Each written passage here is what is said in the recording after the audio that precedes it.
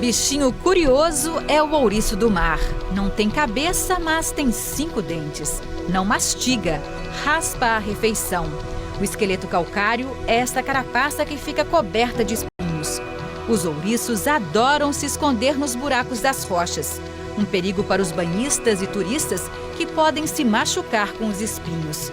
Os visitantes não resistem a esse morador tão diferente. Acho que é um animal muito curioso mesmo. Eu acho bastante curioso. Te chama atenção. Muito. Principalmente também porque dizem que se pisar também inflama muito, né? Machuca muito. Os estudantes dos cursos de farmácia e de ciências biológicas organizaram o material de laboratório na Universidade Federal de Pernambuco para uma aula especial. Eles aguardavam ansiosos a hora de seguir para uma expedição didática. Vocês vão com muita ansiedade, com muita vontade. Muita. Tudo que a gente aprende em teórica, a professora, tudo em prática agora, observar tudo em Às 7 horas da manhã, o ônibus com professores e estudantes pega a estrada. É uma oportunidade rara. Expedições assim são realizadas 2 vezes por semestre. O destino é o Pontal de Serrambi, a 80 quilômetros do Recife. 1h30 de viagem e os alunos encontraram um cenário mais do que especial. Esta praia, no litoral sul de Pernambuco, é uma das 12 estudadas pelos pesquisadores do Projeto Ouriço. Eles calcularam tudo direitinho para chegar na maré baixa e encontrar os ouriços com mais facilidade. E olha só a quantidade de ouriços negros nas locas dos recifes de arenito. Parece um tapete de espinhos. Não é por acaso que eles foram escolhidos como bioindicadores.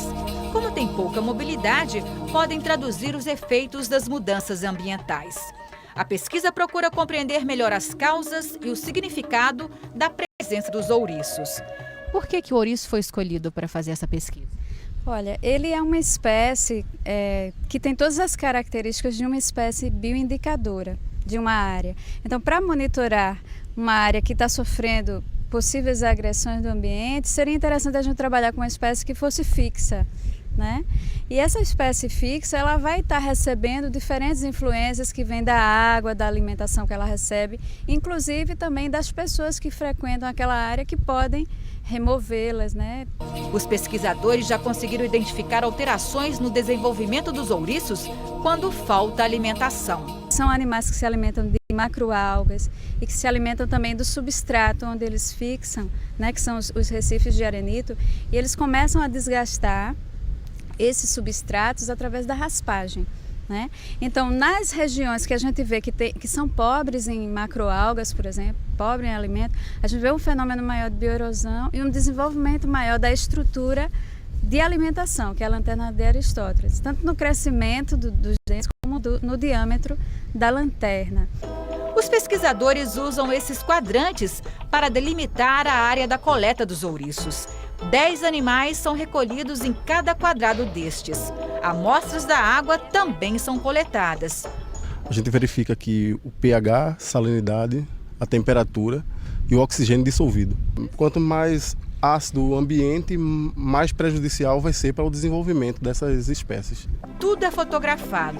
Outros bichos esquisitos resolvem aparecer. A serpente do mar é parente dos ouriços, mas não está nem aí para o parentesco na hora de disputar a comida. A gente vê os organismos que estão associados a ele, que interagem, né? Ele também é um animal que se utiliza de algas para alimentação, então ele acaba competindo com os ouriços pelo alimento, né? A serpente do mar, assim como o ouriço, adora um buraco para se esconder. E olha só quem apareceu, um bicho tinteiro, um molusco que parece uma lesma gigante. Quando se sente ameaçado, dispara um jato colorido. Um pouco de diversidade não faz mal, mas todos aqui estão de olho mesmo nos ouriços. Ao contrário do que muita gente possa pensar, a degradação do meio ambiente não reduz a população dos ouriços. Eles são muito resistentes e convivem com a poluição. De forma indireta, são até beneficiados. É que a poluição produz a matéria orgânica, que serve de nutriente para algumas espécies de algas. E as algas são o prato preferido dos ouriços. Por isso, as algas também são estudadas. Quanto maior a quantidade de alga visualizada, a gente pode ver que correlaciona também na quantidade de ouriço, já que a alga é a alimentação de ouriço aqui. A relação é direta. A poluição contribui para a multiplicação de algumas espécies de algas. Com fartura na alimentação, os ouriços também se multiplicam e se reproduzem. Cada ouriço produz um tipo de gameta, feminino ou masculino. Lançados ao meio ambiente, eles se atraem quimicamente para ocorrer a fecundação. A superpopulação de ouriços provoca a chamada bioerosão. Eles vão raspando os recifes e formam um queijo suíço. Essa superpopulação quer dizer que esse ambiente está degradado? Está impactado, né? O ambiente está começando a ficar degradado e o que a gente se traduz como impactado. Então a gente tem um impacto aqui. Todo o material coletado lá na praia é trazido aqui para o laboratório do Departamento de Histologia da Universidade Federal de Pernambuco. Aqui, os ouriços e as algas são estudados em detalhe. Os pesquisadores dissecam o bichinho para analisar as alterações provocadas pela poluição. O primeiro sintoma é a mudança na carapaça, mas existem outros sinais. Alterações no desenvolvimento embrionário, como quando os gametas, ela pode, dependendo das alterações, se você colocar um pH maior, a liberação dos gametas, pode liberar e pode causar a motilidade dos gametas, a mortalidade, pode causar alterações no embrião mesmo em si. As larvas dos ouriços, que eles têm um desenvolvimento indireto, ou seja, eles liberam os gametas na água, esses gametos se juntam e formam um embrião, e durante a formação desse embrião existem fatores, como é um material suscetível, ele está disposto, né, lá e pode interferir na morfologia. Também são feitos testes farmacológicos para comprovar o efeito das substâncias tóxicas dos espinhos. Os camundongos mudam de comportamento com a aplicação do extrato bruto do espinho. Além dos movimentos repetitivos, que a gente chama de movimento estereotipado, a gente observa elevação de cauda, contração abdominal, ele fica virando, tipo sentindo contrações.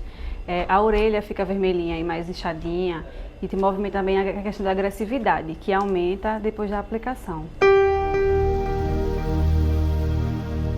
A natureza está mandando o recado.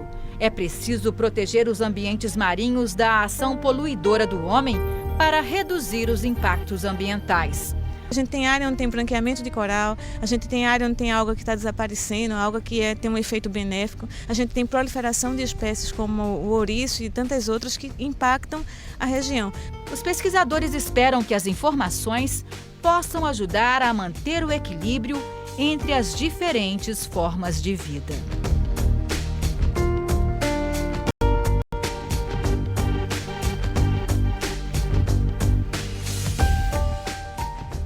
E daqui a pouco você vai conhecer as buracas, fendas nas rochas do banco de corais que vão até 70 metros de profundidade. O Nordeste Viver e Preservar volta daqui a pouco. É um instante só.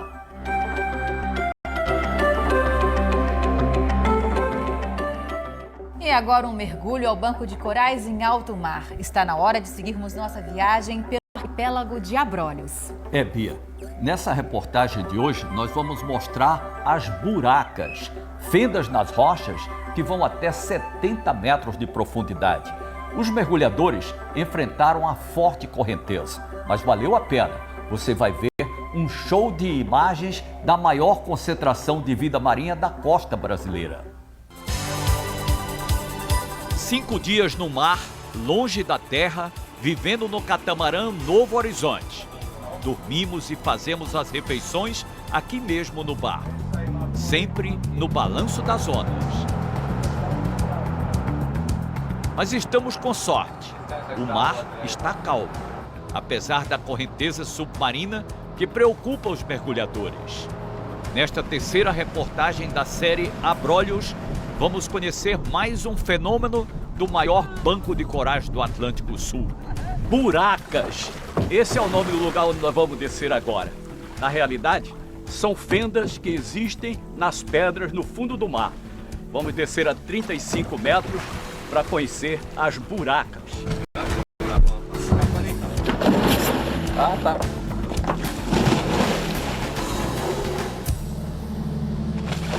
Demorei a cair na água e a correnteza me arrastou para longe da boia, onde está o cabo preso à âncora. O comandante Dito e a tripulação ficam atentos, porque quem é levado pela correnteza tem que ser recolhido pelo barco, antes que desapareça no mar aberto. Quem não consegue alcançar o cabo, não adianta lutar contra a correnteza. Ela leva para muito longe, rapidamente. Vamos para a água mais uma vez.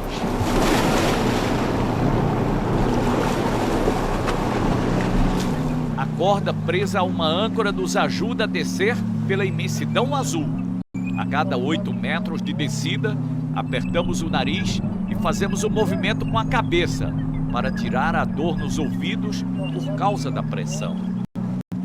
Aqui embaixo, a correnteza continua forte. Vejam a velocidade como as algas passam, levadas pela corrente marinha. Chegamos às buracas. Esta área está protegida pelos paredões. Estamos na base do abismo, entre as rochas, num dos pontos que os nativos deram o nome de buracas. As algas ficam estacionadas aqui até que as correntes mudem de direção e arrastem a vegetação. É possível até desaparecer no espesso tapete de algas. Embaixo da camada verde é tudo escuro. O baiacu aproveita para se esconder na vegetação da área protegida. A luz com o aparelho de pesquisas também fica no meio das algas. No retorno à superfície, todos recorrem ao cabo da âncora. Temos que fazer a descompressão, paradas técnicas para expulsar as bolhas de ar que penetram nas correntes sanguíneas durante os mergulhos profundos. O computador no braço ajuda a calcular o tempo das paradas. Dependendo da profundidade, temos que ficar até 1 hora em sucessivas paradas.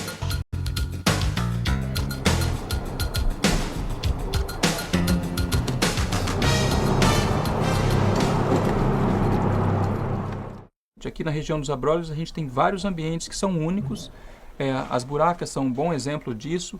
Esses bancos de algas calcárias são os maiores que a gente tem aqui no Brasil e a gente precisa ter isso de alguma forma protegido. E a gente tem aqui a maior biodiversidade marinha de todo o Atlântico Sul. Pela primeira vez estão sendo feitas imagens, né, desses locais assim, e tornados públicos esses locais que só eram conhecidos pelos pescadores e pelos pesquisadores que estão trabalhando aqui na região. A nossa intenção não é só ampliar o Parque Nacional Marinho dos Abrolhos, e sim criar toda uma rede de unidades de conservação, de áreas protegidas aqui que pegue todo o Banco dos Abrolhos. Para que nós possamos escolher as áreas corretas para proteção, é que nós precisamos fazer esse monte de atividade de pesquisas, onde se está pesquisando desde as bactérias que estão na água até as estruturas maiores, os rodolitos e os peixes. No Banco dos Abrolhos, e juntando com a Plataforma Continental do Espírito Santo e a Cadeia Vitória Trindade, como o maior banco de rodolitos do mundo, né? E daí a importância da gente estar voltando a atenção às pesquisas para esse tipo de organismos e toda o ecossistema, né, que ele proporciona no mar. Seguindo pelo mar nesta área do sul da Bahia, não se tem ideia dos riscos que os navegantes enfrentavam no passado. Os portugueses criaram o nome de abrolhos, alertando os visitantes para que abrissem os olhos quando passassem por aqui, onde muitos navios afundaram.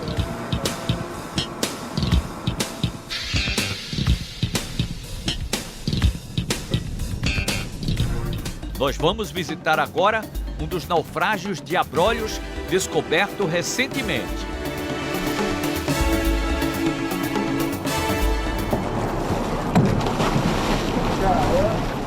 Estas são as ferragens do cargueiro alemão Santa Catarina. Foi afundado pelo navio inglês Glasgow em 1914, durante a Primeira Guerra Mundial. Ele tinha 106 metros de comprimento e estava retornando do Rio de Janeiro para a Europa quando foi dinamitado pela Força Naval Britânica. Há 98 anos no fundo do mar, o Santa Catarina se tornou um refúgio da vida marinha, uma atração para os mergulhadores que visitam Abrolhos. A barracuda também frequenta o naufrágio e está sempre olhando para os visitantes de cara feia.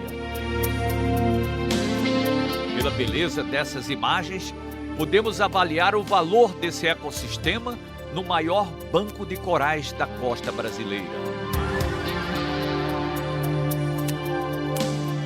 Os rodolitos, essas formações calcárias que crescem no Mar dos Abrolhos, também servem de abrigos para os peixes.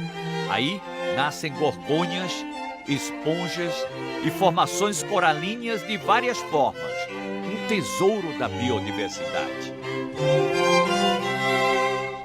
Para salvar as espécies, preservar os corais, manter o meio ambiente intocado, os pesquisadores estão concluindo estudos que visam a ampliação do Parque Nacional Marinho.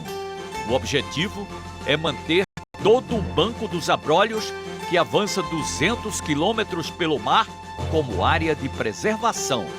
Abrolhos é patrimônio da natureza e pertence ao povo brasileiro.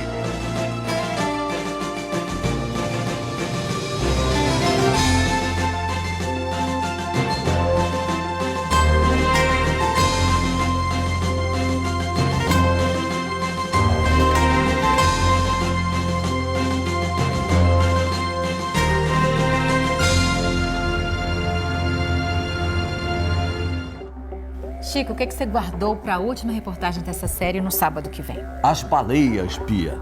Abrolhos é o paraíso das baleias. Elas viajam desde o sul do continente até a região do sul da Bahia para ter os seus filhotes. E você sabe quanto tem de tamanho um filhote quando nasce? Não tenho a mínima ideia, Chico. O filhote de baleia já nasce com 3 metros. Vamos mostrar detalhes com imagens submarinas, a baleia quase batendo na câmera. Então o programa está imperdível. Está. E o programa de hoje está terminando. A gente volta na próxima semana com mais histórias da natureza e sustentabilidade. Obrigado pela sua companhia. Fique agora com as notícias do NETV primeira edição. Até sábado.